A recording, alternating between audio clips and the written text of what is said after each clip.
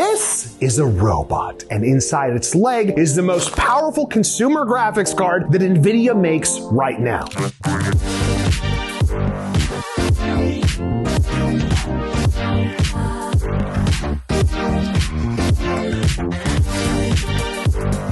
And it's so cute! This is easily one of the wildest Amazon pulls I think we've ever done in the last business year. We're gonna walk through the literally stupid good build components and then put this cuckoo delivery bot to the test of the bench. What does the top of the line performance look like in 2026? Well, apparently the answer is a robot that can't even talk. I don't know why we even have a robot that can't talk, but apparently we frickin' do. Here's what this build actually is. The Zack Robo Box is a case that's designed to look like a robot. And obviously, as a connoisseur of cases, I had to order this thing the moment that I saw it. And instead of adding it to my personal collection, I figured why not cram in the best parts that we could and see if it would take over the freaking world. The question that this video is answering is actually, it's pretty simple and straightforward. Why would anyone pick this case to build one of the most powerful gaming PCs in? I don't know.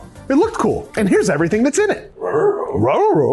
The case is the Zack Robo Box. Now, I'm not going to oversell the description here because the thing is standing right there in front of us. It's a robot. It's got a face. It's got legs. It's got arms. The design is space themed. There's panoramic acrylic panels on the torso, so it gives you a full view of the internals. And the whole thing is built from 1mm SPCC steel underneath the acrylic shell. It's micro ATX and ITX compatible. It has dual 360mm radiator support, one on the left, one on the right, 6 120mm fan positions, and the front panel I/O has USB 3.0, Type-C, and HD audio. Now, the coolest part is that this thing is strapped. The GPU installs on the leg. It's like a concealed carry for CUDA cores. Max GPU clearance is 365mm, and spoiler alert, the white Astral 5090 is 357, which fits. Barely, but it fits. The processor is the AMD Ryzen 9 9950X3D. This is literally the best gaming CPU that you can buy, hands down. Technically, the 9950X3D V2 exists, but let's be real. That's a lot of money for a baby game. This CPU can handle streaming, rendering, running background apps. Hell, if you get a mining virus, you're not gonna notice it. Nothing's gonna touch your frame rate. You're perfect. You're good to go. Look, it's a robot. For gaming alone, the delta between this and the 9850X3D is pretty small. For everything else you do with the computer while gaming, this is the chip that makes sure you never have to think about. The motherboard is the Asus ROG Strix B850G gaming Wi-Fi. Now, white PCB, listen, that always makes PC Papa happy. And micro ATX is an obvious perk since this is technically a small form factor build, even though it has the footprint of R2 freaking D2. It's got full PCIe 5.0 and the X16 slot is Gen 5 ready with a safe slot retention bracket that holds the weight of a card like the 5090 without any trouble. 4 M.2 slots, and one of them is PCIe 5.0 for the Samsung 9100 Pro that we're running in this build, and Wi-Fi 7, USB 20 gigabits Type-C for max speed across the board. It's here because it's the right micro ATX board for a 9950X3D in an unusual chassis and white PCB. How can you go wrong? You can't. It's the best board for this. The memory is 64 gigabytes of Kingston Fury Beast DDR5 6000. 32 gigs? Of course, it's enough for gaming. But we're going big, ladies and gentlemen, because it's a freaking robot. 64 gigs or bust, baby!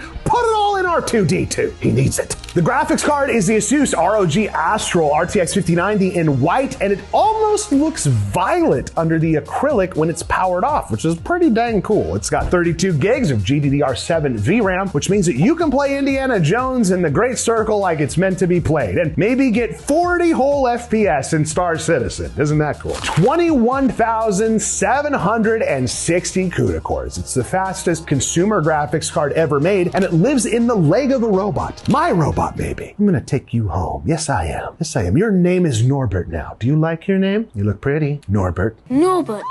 Now, I don't have a lot to add to that because Jared is going to show you the numbers in a minute, but the numbers are what you would expect from a card that costs this much. They're spectacular, so let's keep moving. The storage is a Samsung 9100 Pro 2 terabyte NVMe. Now, this is one of the fastest consumer SSDs that's available right now. It's PCIe 5.0, sequential reads up to 14.7 gigabytes per second. For this build, at this tier, why would you bottleneck all of the insane components with a slow drive? It would make no sense. Cooling is the Asetek Series 6 360 millimeter AIO. Now, the 9950X3D is a 170 watt chip with 16 cores that will boost to 5.7 gigahertz under load. You do not cool that with a 240 millimeter AIO. No, no, no, no, no. Hell, you don't cool that with a 3-ton home AC unit. The Series 6 is Asetek's 6th generation pump dual chamber design, an improved airflow rate designed for exactly this tier of chip, and the radiator lives right here. Dear God, this robot is adorable. I love you, Norbert. Now, the temps will tell you how well it works. Jared will tell you the temps. The temps, Jared. Phil, am I okay? Oh no. Power is delivered by the god of thunder himself, Thor! The Asus Thor 1200 watt power supply. Now, guys, you gotta go big for a 5090, right? The only bigger power hungry thing than an Astral 5090 is an MSI Lightning card. And boy, when I tell you the build on that one is insane. You better subscribe because it's gonna be insane. You'll see. Honestly, the Thor power supply isn't just right for the wattage and stability that it offers. It's also got a screen, and robots need little parts with screens. I've watched enough sci-fi to know that this is consistent with the future of humanity. All right, little guy, I'm gonna have to have you hang out with Uncle Jared for a little while. He's gonna try and make you sweat, but you know what? You're not going to. No, you're not. Who's my little... Zack, what are you doing? I need to benchmark the robot. His name is Norbert, Jared. Disrespectful. Okay, so the 9950X3D, we got an RTX 5090 inside of a robot. The case, it doesn't really matter here, but honestly, I'm a little worried about heat. But what matters here is the performance. I do my benches at 1440p with no upscaling, no frame gen, strictly raster performance because when you're here, you're family. I got family. Steel Nomad across 3 runs scored an average of 14,243. Look, a standard build in the $2,000 range is gonna get you like 6,700 in Steel Nomad. This is literally top of the bin. We're talking 5 to 7 times faster than almost every gamer's build. The robot will render. Cinebench R24 did not disappoint, scoring 2,300, but 3D modeling is for nerds that make way more money than I do, so let's talk games. Cyberpunk at 1440p averaged 229 FPS with 180 FPS 1% lows. This is stupid. Why are we even doing this? Travi, why are we doing this? Money. Travi, that's more than I get with frame gen turned on, dude. Guys, it's freaking stable too, okay? We're not even getting more than a 2 FPS deviance across runs. It's insane. We did an all MSI build with a 9950X3D that had a 5070 Ti that only hit 145 FPS average in Cyberpunk at 1440p. The 5090 takes that to 229. That's a 58% uplift from the graphics card alone. The CPU was never the limiting factor in either build. This robot will game. 4K is where the 5090 continues to decimate. Most cards can't break 60 FPS, but this build gives me a stable 113 FPS average and 90 FPS 1% lows. The wild work is that it was at 100% identical across 3 runs, and that's because we're pushing the graphics card to its complete limit on raw raster. Nothing else is getting in the way at 4K. The 9950X3D paired with the Astral 5090 made absolute light work on arc raters on 1440p high with a 216 FPS average and 183 for the average lows. That subtle inconsistency is all arc raters needing as much of the CPU as it can get. One thing you gotta pay attention to when it comes to benchmarking is what game you use and how the engine uses your components. Just look at Fortnite. 1440p on similar settings showed a 315 FPS on average and 211 for the 1% lows. The only bottleneck is your monitor at this point. And if you just built a beast gaming PC inside of a robot, you don't have money for a new monitor. Condolence 5.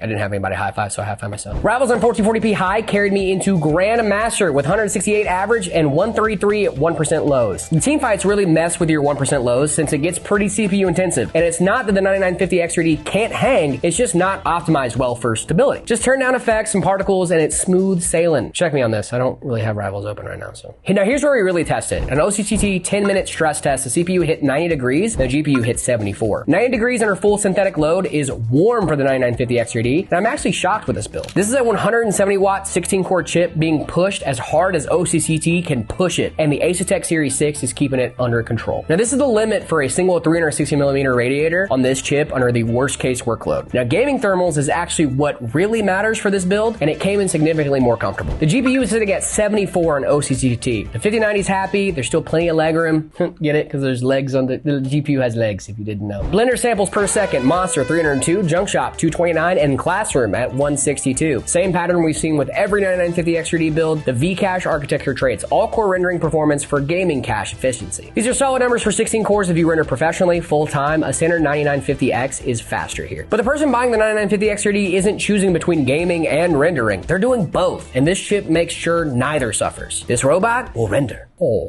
So who is this build for? Well, this is for the person who wants the best consumer gaming hardware available right now and is done negotiating with themselves about it. The 9950X 3D and the RTX 5090 are not about hitting acceptable frame rates. They're about hitting the ceiling of what's currently possible and staying there for years. It's also for somebody who doesn't want to upgrade when GTA 6 comes out. This guy's gonna rock GTA 6. Are you kidding me? And apparently they also want that hardware to live in a robot, which I respect. So who is this build not for? Well, it's not for people who don't like robots. What's wrong with you? If you're a competitive player who needs the maximum frames in one specific game, the Apevia build with a 7800X 3D and 5070 Ti gave us over 200 FPS in Fortnite. And guess what? I mean, it does cost a fraction of this. The 5090 is not the path to competitive advantage in esports titles. It's the path to running everything, every setting, at every resolution without asking questions. And on the Robo Box specifically, it's genuinely unique. And I mean that without irony. But it's a micro ATX chassis with GPU size limits that we pushed to the max to actually fit an Astral. Now, if you're replicating this build, make sure that you measure your GPU before you order the case. This robot earned its place, and that place is right here in my heart. I love this thing so much. The full parts list is in the description, and if you want something like this built for you, we build at every level. MetaPCs.com, ships the next business day. Drop a comment with what you would name this little guy if the perfect name wasn't already taken. I want to know. And make sure that you hit subscribe if you want to see what we do next. Now, after this one, I genuinely don't know how we're going to top it. Okay, you know what? We're actually not selling this. I can't sell you, Norbert! Norbert is available at MetaPCs.com. Should be right now.